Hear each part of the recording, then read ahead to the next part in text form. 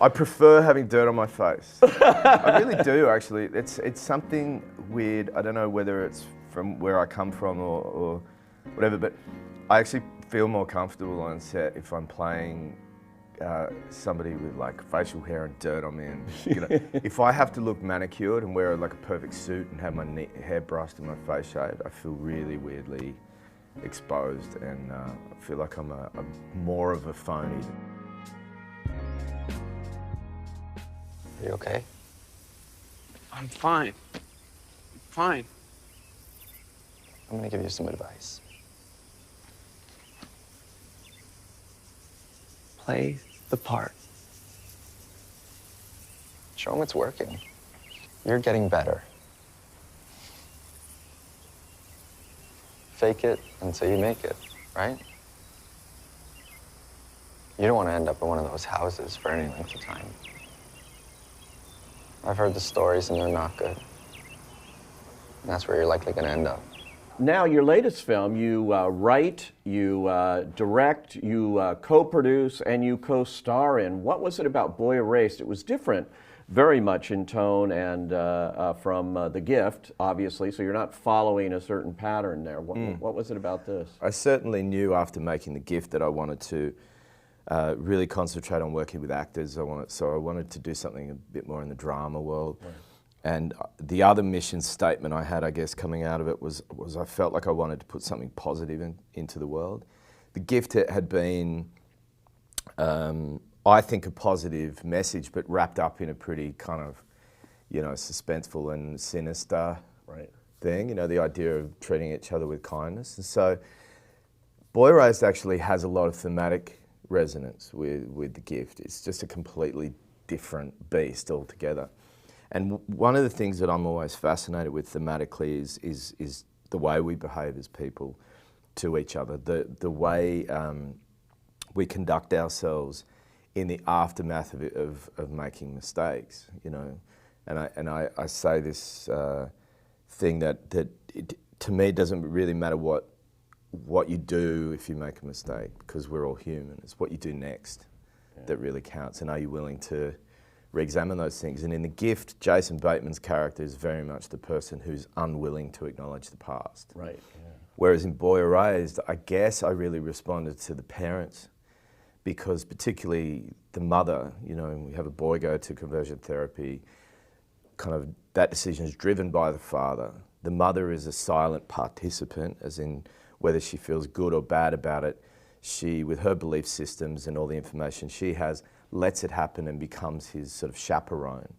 And while they're going through that experience, she starts to catch this thread that maybe what they did is not helping him, that it's actually hurting him. And she's willing to re-examine that choice she's made. And not only that, re-examine her whole understanding or relationship with her faith. And you're dealing with real people, even though the names were changed for the movie. It's based on a memoir by Jared Conley. And his mother and father are very much alive and, very much involved. Obviously, he was in the making of this movie, too. So does that change your whole perspective when you're making a film? Yeah, I mean, it was weird because, it's weird. I guess there was something more in the world of The Gift in my mind when I picked up the book.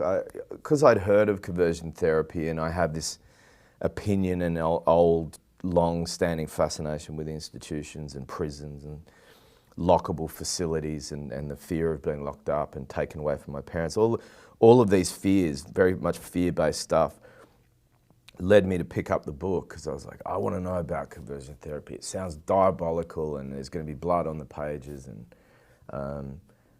And so I went in with that feeling, thinking that this was going to be like fascinating in a dark sense.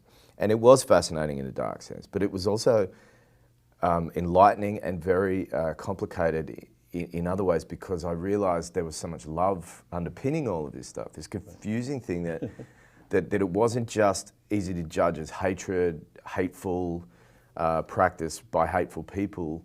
It was a construction, this whole infrastructure built up to try and help kids because there's this perceived problem of homosexuality, and that parents were sending them there out of the love and desire to help them get back to a community that would be safer for them if they weren't having these sexual thoughts. You have Nicole Kidman and Russell Crowe. That's frightening. And you you may have heard this. You're all from Australia, Yeah. and you're all doing a Southern-based, American-based story here.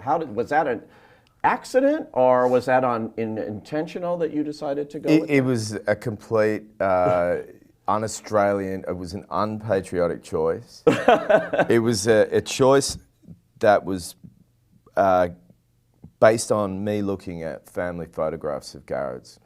I had asked him early on a few things like, can I meet with other survivors? I was starting to think about the movie as a producer at first, because at that point I wasn't going to write or direct the film.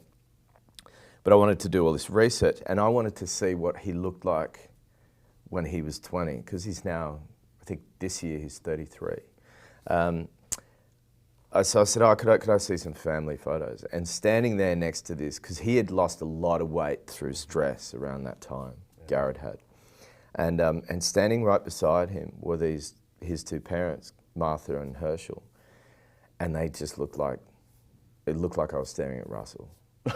And Martha's translucent skin, her petite, like frail frame, I just couldn't get Nicole out of my head. I had to picture her in a bit of makeup and with a ton of jewelry on.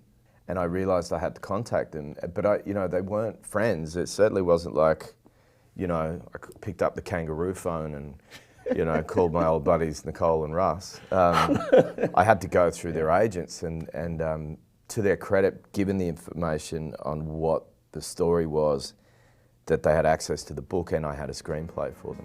They read it lightning fast and they both responded very quickly.